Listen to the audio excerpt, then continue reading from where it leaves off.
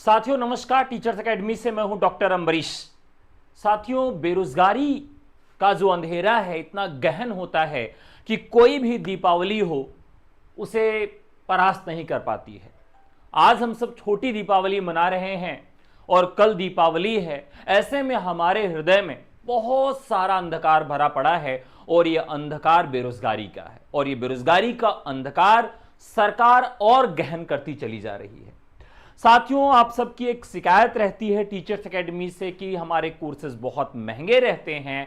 तो साथियों, आप सबके लिए 3 दिन के लिए पिटारा खोल दिया गया है। आप किसी भी कोर्स में प्रवेश लेना चाहते हैं, TGT, PGT, LT grade, JIC प्रवक्ता, असिस्टेंट प्रोफेसर, कोई भी कोर्स हो, चाहे वो बीपीएससी टियर 4 का कोर्स हो, चाहे वो उत्तराखंड पीजीटी का कोर्स हो, कहीं का कोई भी कोर्स हो, आप सबके लिए बेहतर तरीके से पढ़ाया गया कोर्स मिलेगा। रिकॉर्डेड क्लास भी कोर्सेज भी हैं, लाइव कोर्सेज भी हैं, आपको नोट्स भी मिलेंगे, टेस्ट सीरीज भी मिलेगी। सब कुछ आपको 80% तक की छूट के साथ मिलेगा।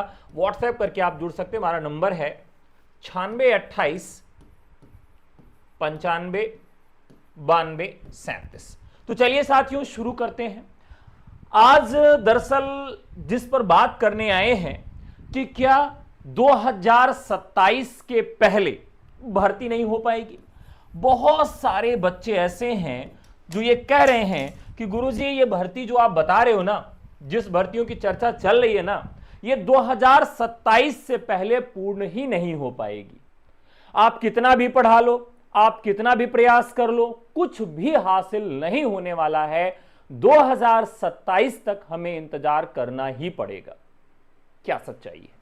क्या वास्तव में यह स्थिति आ चुकी है कि हमें 2027 तक का इंतजार करना पड़ेगा? क्या हम पढ़ाई छोड़ दें? यह वास्तविकता है कि हम सब इन सारे सवालों से जूझ रहे हैं। आज इन्हीं सवालों का जवाब देने के लिए मैं उपस्थित हुआ हूं। चलिए शुरू करते हैं। देखिए, आज के समाचार पत्रों में कुछ खबर निकली है। अगर इस खबर को आप थोड़ा सा ध्यान से देखें तो आपको कई चीजें समझ में आ जाएंगी। देखिए, यहां पर एक खबर आई हुई है। खबर क्या है कि कॉलेज जो हैं शिक्षा सेवा चयन आयोग को सीधे नहीं भेजेंगे अध्याचन। इस तरह से कुछ ना कुछ रोज आ रहा है, कभी भी। क्या है? प्रदेश सरकार ने हाल ही में ऑनलाइन माध्यम से अध्याचन भेजने की व्यवस्था को अनिवार्य कर दिया है। यह व्यवस्था सभी संस्थानों पर लागू की गई है। नवगठित उत्तर प्रदेश शिक्षा सेवा चयन आयोग को भी ऑनलाइन माध्यम से अध्याचन भेजे जाएंगे, लेकिन कॉलेज सीधे आयोग को नहीं बल्कि उच्च शिक्षा निदेशालय के माध्यम से भेजेंगे।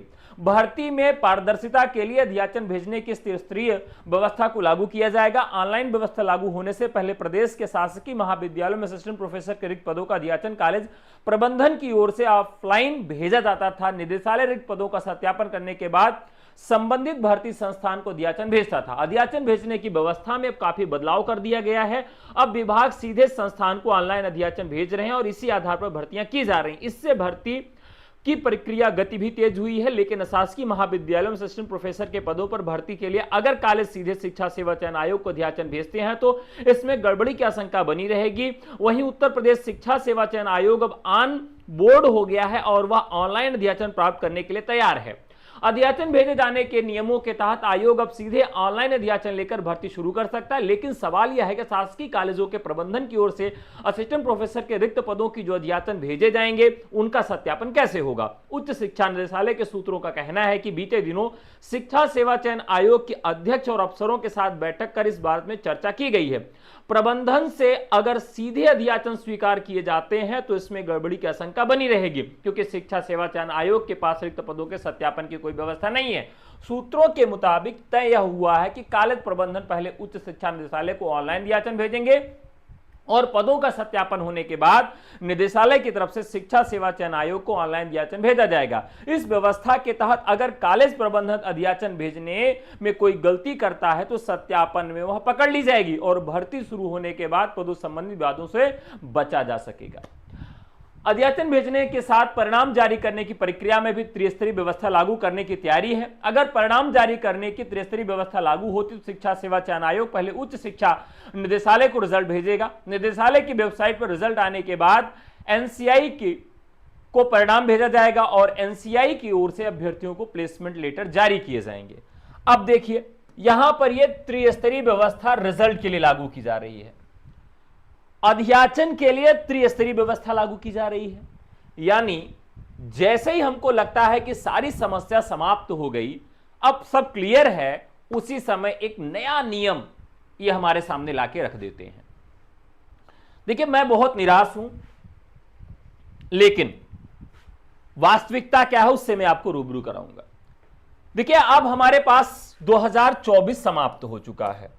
2024 में ना कोई परीक्षा होगी, एलटी ग्रेड का फॉर्म आ सकता है, जीआईसी पीजीटी का फॉर्म आ सकता है, लेकिन 2024 में कोई भी एग्जाम नहीं होगा। 2025 में मार्च तक कोई पेपर नहीं होगा। 2025 में मार्च तक कोई पेपर नहीं होगा, और जुलाई तक अगर ये पेपर नहीं हुए, जुलाई तक अगर ये पेपर नहीं हुए तो पुनः अध्याचन निकाल के पुनः फॉर्म रीओपन करके नया फॉर्म भरवाना पड़ेगा। बहुत सारे साथी कहेंगे सर अभी तक तो ऐसा नहीं होता था।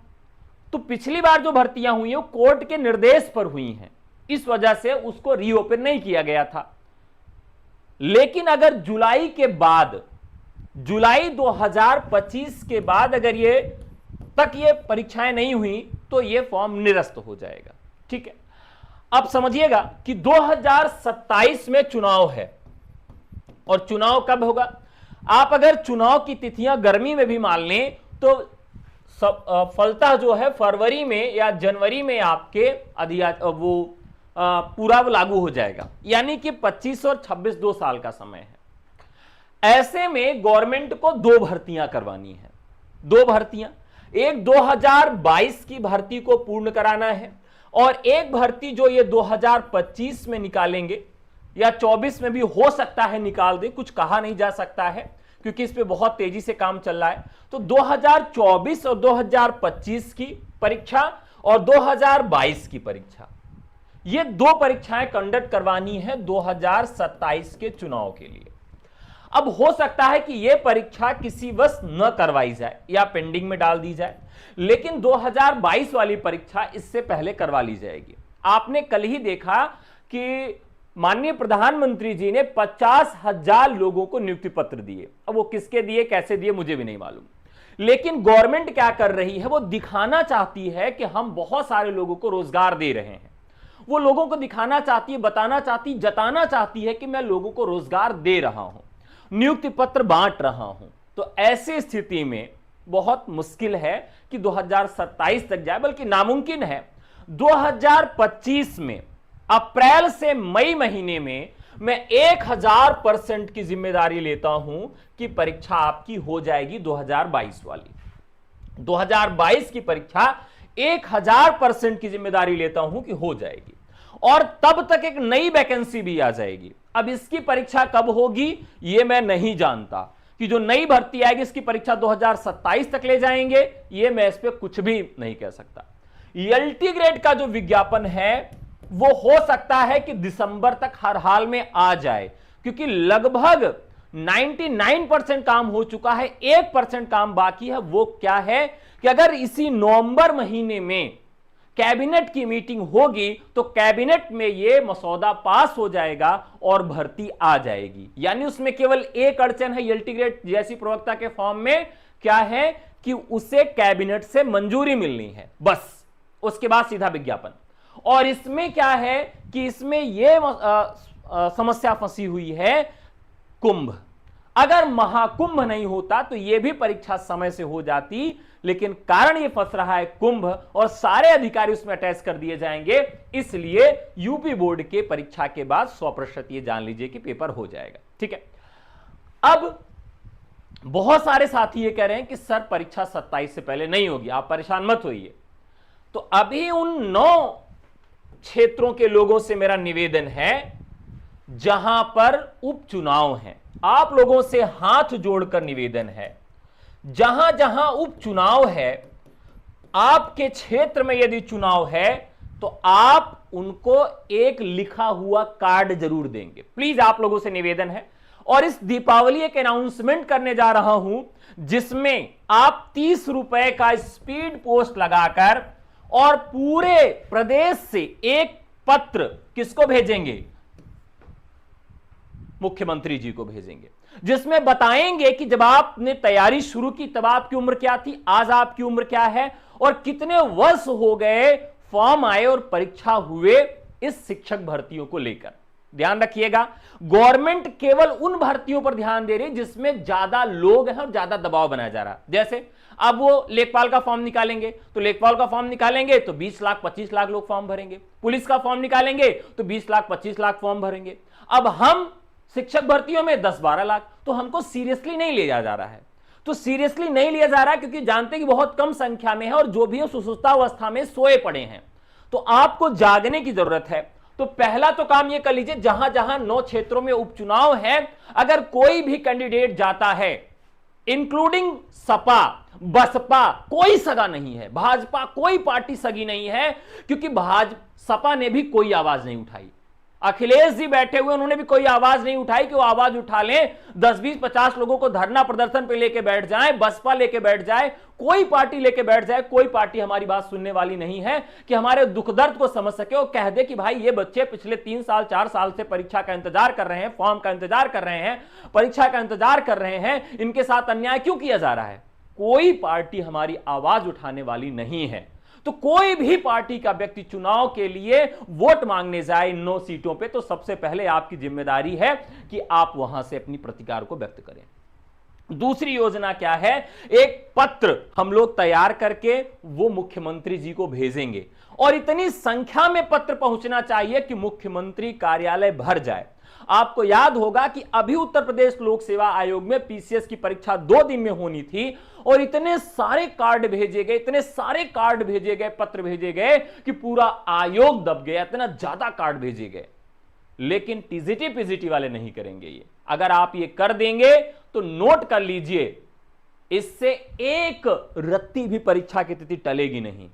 और आप अगर हाथ पे हाथ धरे बैठे रहेंगे तो फिर इंतजार करिए, मैं भी आपकी कोई सहायता नहीं कर सकता। ठीक है, तो साथियों एकदम सकारात्मक रहिए, पॉजिटिव रहिए।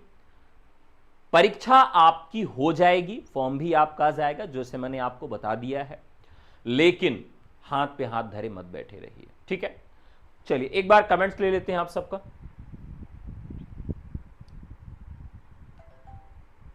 देखिए विकास जी, एकदम आप लोग सही कह रहे हैं, लेकिन किसी गवर्नमेंट की मानसिकता अच्छी नहीं है, चाहे वो सपा की रही हो, चाहे वो बसपा की गवर्नमेंट रही हो, चाहे वो भाजपा की गवर्नमेंट रही हो, कोई भी, कांग्रेस की गवर्नमेंट तो मेरे जान में आई नहीं, कोई भी गवर्नमेंट हो, वो टीचिंग वैकेंसीज को लेकर सीरियस नहीं है, और वो केवल हमारा उत्पीड़न करते हैं और हम सहते हैं। यही सबसे बड़ा जुर्म है हमारा। तो साथियों एकदम बेफिक्र हो जाइए, हम लोग मिलकर लड़ेंगे, किसी भी तरीके से हो सके लड़ेंगे, अपनी बात को रखेंगे। 2 कार्यक्रम है, अभी तो 9 सीटों पे जहां उपचुनाव है, किसी भी पार्टी के लोग जाएं तो उनको ये लिखित रूप में आप दीजिए, और वो फोटो खिंचवाकर उसको आप लगाइए सोशल मीडिया पर। और दीपावली पर मैं घोषणा करने वाला हूं एक पत्र की, काली दीपावली, ठीक है, जिसमें अगर हो सकेगा तो हम अपने रक्त से चिट्ठी लिखकर भेजेंगे मुख्यमंत्री कार्यालय को। वो देखे, हमारे दुख दर्द को समझे, बेरोजगारों के दर्द को समझे। तो जब तक हम कोई बड़ा काम नहीं करेंगे, मीडिया कवरेज हमको जब तक नहीं मिलेगी, सरकार की निगाह हमारे तरफ नहीं जाएगी, आप हाथ पे हाथ धरे बैठे रहिए, नहीं दूसरा काम धंधा चालू कर दीजिए। ठीक है, लेकिन कुछ भी हो जाए, मैं आज सौगंध आपसे कहता हूं कि मैं पूरा प्रयास करूंगा, जी जान लगा दूंगा कि आपकी परीक्षा 2025 में अप्रैल से मई महीने में 100% हो जाए। ये मैं पूरा प्रयास करूंगा, लेकिन आपके बिना ये नहीं हो सकता है, आप सहयोग करिएगा। ठीक है, तो चलिए साथियों, दीपावली मनाइए, लेकिन बेरोजगारों की दीपावली हमेशा अंधेरे में ही मनती है। इतना अंधकार है, इतना कलुषा भरी है कि क्या ही दीपावली मनाएं।